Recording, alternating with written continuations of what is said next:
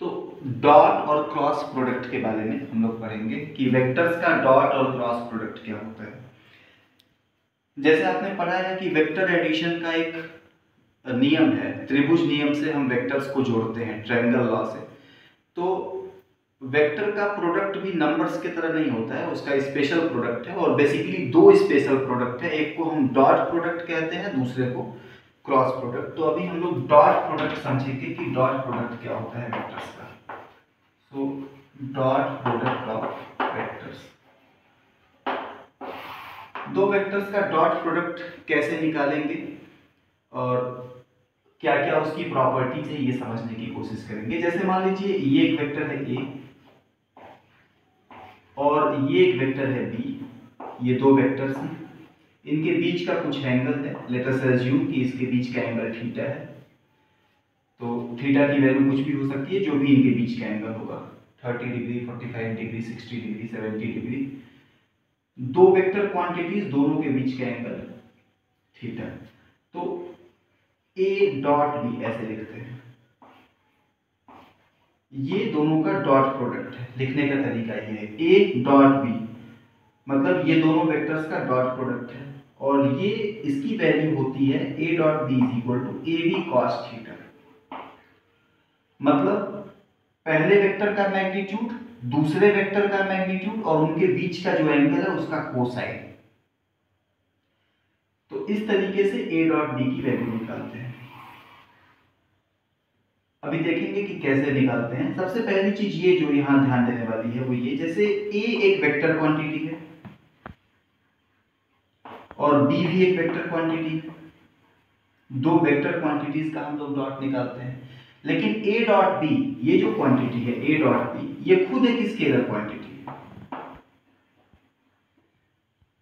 दो vector quantities का जो डॉट प्रोडक्ट निकल के आता है वो खुद एक स्केलर क्वांटिटी है। मतलब ये सदिश राशि है, ये भी सदिश राशि है, लेकिन इन दोनों सदिश राशियों का जो डॉट प्रोडक्ट आएगा निकल के वो खुद एक अदिश राशि है।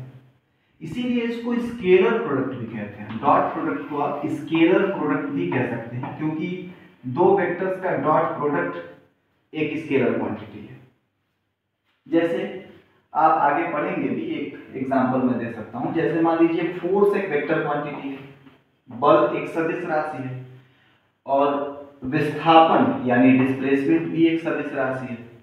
ये दोनों सदिश राशियां हैं, लेकिन जब इनका डॉट प्रोडक्ट आप निकालेंगे तो वो आता है वर्क यानी कार्य, और कार्य एक अदिश राशि है। तो आप देख सकते हैं कि दो सदिश राशियों का डॉट प्रोडक्ट एक अदिश राशि निकल के आता है। ये आप आगे चल के फॉर्मूला पढ़ेंगे। ऐसे और भी छोटे छोटे फॉर्मूले आएंगे जिसमें आप देखेंगे कि दो वेक्टर क्वांटिटीज का डॉट प्रोडक्ट हम निकालते हैं तो जो मिलता है क्वांटिटी वो खुद एक स्केलर क्वांटिटी होता है। तो सबसे पहली बात तो ये। अब एक एग्जांपल कंसीडर करिए कि डॉट प्रोडक्ट हम कैसे निकालेंगे, दो क्वांटिटीज का डॉट प्रोडक्ट निकालेंगे कैसे। मान लो कि एक वेक्टर है, ये 10 यूनिट का है और दूसरा वेक्टर है 15 यूनिट का। दो वेक्टर्स 10 यूनिट्स और 15 यूनिट्स और इनके बीच का एंगल है सपोज के लिए 60 डिग्री। तो ये वेक्टर अगर ए है और ये वेक्टर बी है, तो ए डॉट बी अगर यहाँ निकालना हो कि ए और बी का डॉट प्रोडक्ट क्या होगा, तो आपको फॉर्मूला पता है कि ए डॉट बी होगा ए बी कॉस थीटा। ए मतलब पहले वेक्टर का मैग्नीट्यूड जो कि 10 है, दूसरे वेक्टर का मैग्नीट्यूड 15 और cos थीटा यानी cos 60 डिग्री। तो 10 इंटू 15 और cos 60 डिग्री की वैल्यू होती है 1/2।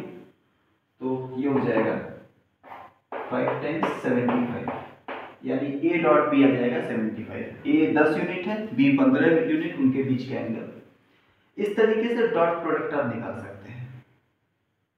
एक और जरूरी बात वो ये कि जैसे आपने पढ़ा है कि वेक्टर्स, दो वेक्टर्स जब हम जोड़ते हैं तो वो दोनों सेम क्वांटिटी होना चाहिए। जैसे बल के साथ बल जुड़ता है, फोर्स के साथ किसका एडिशन होगा, फोर्स का। या वेलोसिटी है, वेग के साथ वेग जोड़ेंगे।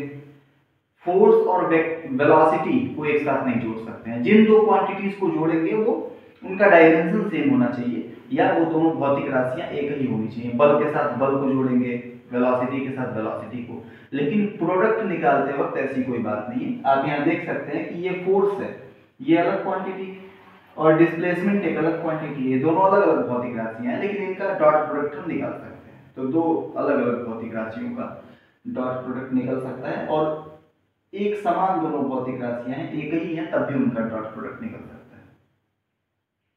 तो इस तरीके से ऐसे कुछ और बेसिक छोटी छोटी चीजें हैं। जैसे मान लीजिए दो वेक्टर्स अगर पैरेलल है, अब एक एक केस तुम देख सकते हो।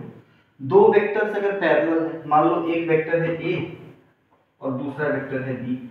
मान लीजिए ये 10 यूनिट है एग्जांपल के लिए और ये 15 यूनिट है। तो पैरेलल वेक्टर्स होने का मतलब ये है, इसका परिमाण है 10 यूनिट, इसका 15 यूनिट, ये दोनों समांतर हैं। इसका मतलब है कि इनके बीच का एंगल 0 डिग्री होगा।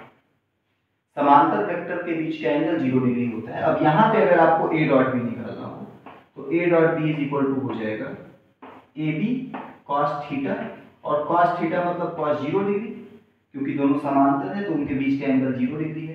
तो 10 इंटू 15 इंटू कॉस 0, कॉस 0 की वैल्यू होती है 1, तो ये हो जाएगा 150। इसी तरीके से अगर दोनों विपरीत दिशा में है, मान लो एक इधर की तरफ है दूसरा वेक्टर उधर की तरफ है, तो उनके बीच का एंगल 180 डिग्री हो जाएगा। और cos 180 डिग्री कितना होता है? -1। तो इस तरीके से आप डॉट प्रोडक्ट जब निकालेंगे तो cos 0 1 है, cos 180 की जगह -1 आप रख देंगे। तो इस तरीके से अगर इनके बीच का एंगल 0 डिग्री है, 180 डिग्री है, तो कैसे आप डॉट प्रोडक्ट निकालेंगे ये देख सकते हैं। एक स्पेशल केस, तो आपको ये इतनी बातें समझ में आई होंगी। सबसे पहले कि दो वेक्टर्स का डॉट प्रोडक्ट निकालेंगे कैसे, ये बात की अगर ए और बी दोनों वेक्टर है लेकिन इनका जो डॉट प्रोडक्ट आएगा वो खुद एक स्केलर क्वांटिटी होगा, ये मैंने एग्जांपल दिया। अच्छा, दो वेक्टर क्वांटिटीज अलग अलग हो सकती हैं जिनका हम डॉट प्रोडक्ट निकाल सकते हैं। सेम वेक्टर क्वांटिटीज को ऐड करते हैं या माइनस करते हैं, लेकिन प्रोडक्ट निकालते वक्त ऐसी कोई बात नहीं है। दो अलग अलग भौतिक राशियों का भी डॉट या क्रॉस प्रोडक्ट निकाल सकते हैं। डॉट प्रोडक्ट निकालने का तरीका आपको आ गया समझ में। पहला वेक्टर दूसरा वेक्टर और उनके बीच के एंगल का कॉस का मल्टीप्लाई कर देंगे, तो इस तरीके से ए डॉट बी की वैल्यू निकल के आ जाएगी। अब एक स्पेशल केस हम लोग कंसिडर करेंगे और समझेंगे जब दो वेक्टर्स आपस में परपेंडिकुलर होता है तब क्या होता है। ठीक है, तो